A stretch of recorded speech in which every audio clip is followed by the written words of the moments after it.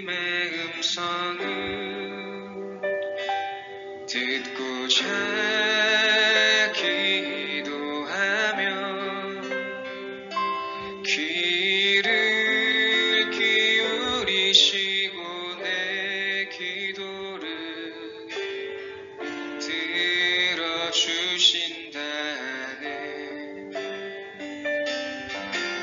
깊은 웅덩이와 수렁에서 끌어주시고. 할렐루야. 크리스찬 꿈 해석 이렇게 하라. 이 시간은 함께 꿈을 해석해보는 시간입니다. 이 시간을 통하여 여러분들의 꿈과 환상 해석의 은사가 하늘에서 부어주시기를 예수님의 이름으로 축복합니다. 먼저 꿈의 내용을 보도록 하겠습니다.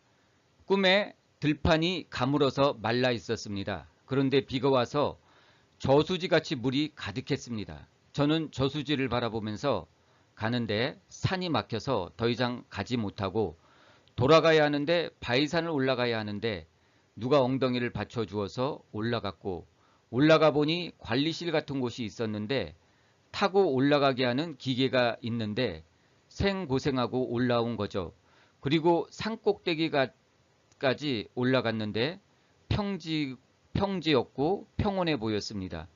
그곳에서 어떤 분이 물어보아서 보니 강이 흐르는데 그곳은 물이 많지 않아서 그분이 충분히 갈 수 있을 것 같아서 가르쳐 주었고 충분히 가겠구나 생각했습니다.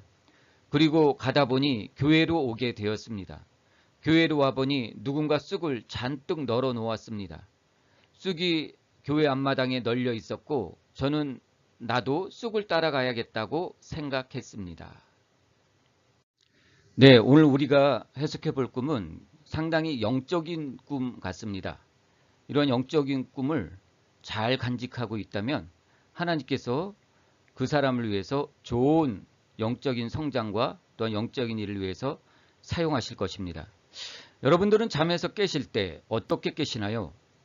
잠영종에 의해서 깨시나요? 아니면 푹 자고 자연스럽게 깨시나요? 사실 잠영종으로 깨게 되면 꿈이 날아가는 경우가 많습니다. 저도 그렇지만 새벽 기도 하시는 분들은 잠영종이 꼭 필요한 경우가 많습니다. 이럴 때는 잠영종을 조용한 클래식 음악이나 또는 조용한 찬양으로 틀어놓으면 자연스럽게 잠에서 깨실 수가 있습니다. 저도 그전에는 깨기 위해서 요란한 음악을 저장해 놓았습니다. 또 신나는 찬양을 저장해 놓았습니다. 그렇지만 꿈을 안 이후로는 조용한 찬양이나 클래식 음악으로 잠을 깨고 합니다. 꿈을 꾸다 깨었다면 이 꿈은 무엇인지 먼저 하나님께 물어봐야 되죠. 만일 그러한 것이 없다면 이제 꿈 영성일기를 적은 후에 한 문장으로 만드는 것이 좋습니다. 오늘 꿈을 한 문장으로 만든다면 산을 오르다 돌아서 다시 교회로 오게 되는 꿈인데 교회 앞마당에 쑥이 널려 있다고 했죠. 그래서 이런 거를 한 문장으로 만들면 산을 오르다 교회에 오니 쑥이 널려 있는 꿈이라고 할 수 있습니다. 이제 부분적인 상징들을 한번 해석해 보도록 하겠습니다. 먼저 우리가 볼 상징을 볼 것 같으면 첫째는 들판, 가뭄, 둘째는 비, 저수지, 셋째는 바위, 산, 넷째는 누가, 어떤 사람이죠, 어떤 사람, 다섯 번째는 관리실, 기계, 여섯 번째는 길 안내, 일곱 번째는 교회, 여덟 번째는 쑥이라고 할 수 있습니다. 먼저 들판 가뭄을 보도록 하겠습니다. 창세기 2장 5절에 여호와 하나님이 땅에 비를 내리지 아니하셨고 경작할 사람도 없었으므로 들에는 초목이 아직 없었고 밭에는 채소가 나지 아니하였으며, 마태복음 13장 24절에도 예수께서 그들 앞에 또 비유를 베풀어 가라사대 천국은 좋은 씨를 제밭에 뿌린 사람과 같으니, 들판, 땅, 밭 다 같은 의미로 같은 상징으로 사용된다고 볼 수 있습니다. 하나님께서는 땅의 흙으로 사람을 만드셨고 예수님은 우리의 마음의 상태를 밭으로 표현하셨습니다. 그러므로 들 또는 들판은 삶에서의 상황 또는 내 영의 상태를 상징한다고 볼 수 있습니다. 무엇보다도 꿈에서 상태를 봐야 합니다. 이 꿈에서는 들판이 가물어 말라 있었다는 것은 하나님께서 보시기에 그 영혼의 상태가 어떠함을 보여주시는 것입니다. 두 번째 볼 상징은 비가 와서 저수지가 되었다는 것입니다.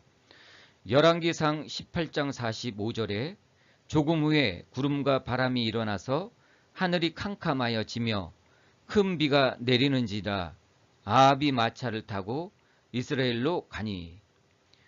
비는 축복을 상징하기도 하고요. 성령의 단비를 상징하기도 합니다. 비가 와서 저수지가 되었다는 것은 하나님의 축복 또는 성령의 충만함이 저수지에 가득한 것 같이 되었다는 것을 상징합니다. 다음 세 번째 바위산을 보도록 하겠습니다. 산도 여러 가지 산이 있을 것입니다. 나무가 풍성한 산을 오를 수도 있고 또한 흙이 단단한 산을 오를 수가 있을 것입니다. 그런데 이 분은 꿈에서 바위산을 보았습니다. 또한 바위산을 올라가야 했습니다. 왜 하나님께서 바위산을 올라가게 하셨을까요? 우리가 어떠한 영화나 드라마를 보아도 작가들이 소품 하나하나를 그냥 막 아무거나 사용하지 않습니다. 작가들은 이 소품 하나하나를 드라마나 또는 영화의 전개를 위해서 예측해주는 상징이나 그러한 의미로 소품을 사용하는 것을 우리는 볼 수 있습니다. 하나님께서도 각별히 이 성도님에게 바위산을 보여주시고 그 바위산을 오르게 하신 이유는 무엇일까요? 저는 이 크게 두 가지로 이 바위산을 해석해 드리겠습니다. 이 꿈은 들판도 나오고 하는 것으로 보아서 이 성도님의 마음의 상태를 하나님께서 표현해 주신 것으로 보아야 합니다. 마태복음 13장 5절에 더러는 흙이 얇은 돌밭에 떨어짐에 흙이 깊지 아니하므로 곧 싹이 나오나, 마태복음 13장 20절에도 돌밭에 뿌리였다는 것은 말씀을 듣고 즉시 기쁨으로 받되, 즉 하나님께서는 성도님의 마음밭이 아직 깊지 않음을 말씀해 주시고 있습니다. 그럼에도 불구하고 하나님께서 산을 오르게 하시는 것은 영적으로 성장하고 싶어하는 성도님의 마음을 하나님께서 기뻐하시고 10년, 20년 신앙생활에도 영적으로 변화가 없는 성도들보다 더 기뻐하신다는 것을 보여주시는 것 같습니다. 또한 시편 31편 2절에도 내게 귀를 기울여 속히 건지시고 내게 견고한 바위와 구원하는 보장이 되소서. 성도님이 영적으로 성장하려고 할 때 신앙이 이 바위산같이 흔들리지 않는 든든한 믿음의 반석 위에 세워지게 됨을 상징합니다. 말씀과 기도 또한 영적 성장을 위해서 계속 전진해 가십시오. 하나님께서는 이 바위산을 보여주심으로 인해서 두 가지로 이렇게 해석이 되는데 저는 후자 같습니다. 하나님께서 이 성도님에게 영적으로 성장하고 싶은 그 마음을 보신 것 같습니다. 이 성도님께서 저에게 몇 번 꿈의 해석을 문의하셨고 저하고도 통화를 하셨는데 저는 그때마다 느끼는 것이 이 성도님께서 영적으로 굉장히 성장하고 싶다는 것을 제가 알 수 있었습니다. 하나님께서는 아마 그러한 것들을 굉장히 기뻐하셔서 지금은 돌밭같이 말씀이 없어서 뿌리가 깊게 내리지 못하지만은 후에는 바위같이 바위산같이 든든한 믿음으로 성장의 것을 암시해주는 꿈이라고 볼 수 있습니다. 다음 우리가 봐야 될 것은 누가라는 것입니다. 누가 엉덩이를 받쳐줘서 산을 쉽게 올라갔다고 꿈에서 보았습니다. 여기서 누가라는 것은 천사를 의미하기도 하고요. 또한 하나님의 사자를 의미하기도 합니다. 하나님께서 하나님의 천사 또는 사자를 보내셔서 성도님이 영적으로 성장할 수 있도록 돕고 있다는 것을 상징합니다. 또한 관리실 기계, 산을 올라가서 보니 관리실이 있었는데 그 관리실의 기계를 보니 이 산을 쉽게 오를 수 있는 그러한 기계가 있었다는 것이죠. 그래서 나중에 알고 보니 힘들게 바위산을 올라왔는데 나중에 알고 보니 이것은 쉽게 올라갈 수 있는 기계 장치라는 것을 알게 되었다는 것이죠. 또한 길 안내, 어느 정도 영적으로 이제 성장한 후에 성도님도 영적 인도자로서의 길을 가게 됨을 상징하고 있습니다. 인생의 길을 모르는 사람들에게 그 길을 안내해 주시는 역할을 하게 될 것을 의미하고 있습니다. 다음 교회를 보겠습니다. 마태복음 16장 18절에 또 내가 내게 이르노니 너는 베드로라 내가 이 반석 위에 내 교회를 세우리니 음부의 권세가 이기지 못하리라. 교회는 주님이 핏값으로 세우신 곳입니다. 주님의 팔과 다리가 되어야 하는 곳이죠. 사실 교회는 좋은 의미입니다. 그래서 교회로 돌아왔다는 것은 굉장히 하나님께서 기뻐하실 것입니다. 다음 쑥을 보도록 하겠습니다. 쑥은 신명기 29장 18절에 너희 중에 남자나 여자나 가족이나 집하나 오늘날 그 마음이 우리 하나님 여호와를 떠나서 그 모든 민족의 신들에게 가서 섬길까 염려하여 독초와 쑥의 뿌리가 너희 중에 생겨서 예레미야 23장 15절에도 그러므로 만군의 여호와 내가 선지자에 대하여 이같이 말하노라 보라 내가 그들에게 쑥을 먹이며 독한 물을 마시우리니 이는 사악이 예루살렘 선지자들에게로서 나와서 온 땅에 퍼짐이라 하시고 계시록 8장 11절에도 이 별 이름은 쑥이라 물들의 3분의 1이 쑥이 되매 그 물들이 쓰게 됨을 인하여 많은 사람이 죽더라. 쑥은 교회의 영적 타락의 모습을 보여준다고 볼 수 있습니다. 신명기 29장 18절에도 하나님을 떠나서 그 마음에 우상이 가득한 자에게 하나님께서 말씀하시기를 그들의 마음에 독초와 쑥의 뿌리가 생겨서 가득하다고 얘기하셨습니다. 또한 에레미야 23장 15절에도 하나님께서 그들에게 쑥을 먹이고 독한 물을 마시게 한 이유는 그들의 마음이 사악하기 때문에 하나님께서 그들에게 쑥을 먹인다고 하셨습니다. 그러므로 쑥은 하나님께서 교회의 영적 타락의 모습을 보여주시는 것이며 또한 그러한 타락한 교회들에게 쑥을 먹이겠다고 하신 것입니다. 이상의 상징의 의미를 살펴보았습니다. 이제 전체적인 꿈을 해석해 보도록 하겠습니다.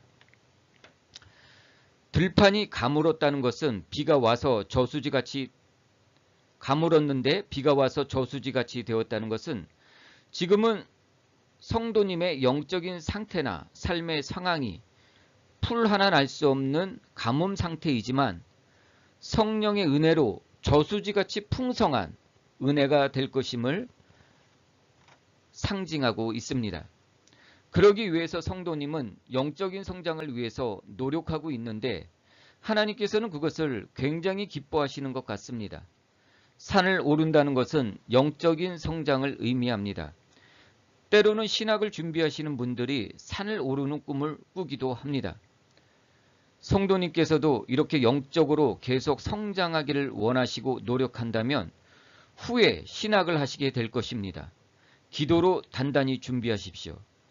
그런데 바위산을 올랐다는 것은 아직 성도님의 영적인 상태가 영적 성장을 거듭할수록 바위산과 같이 단단해짐을 상징합니다.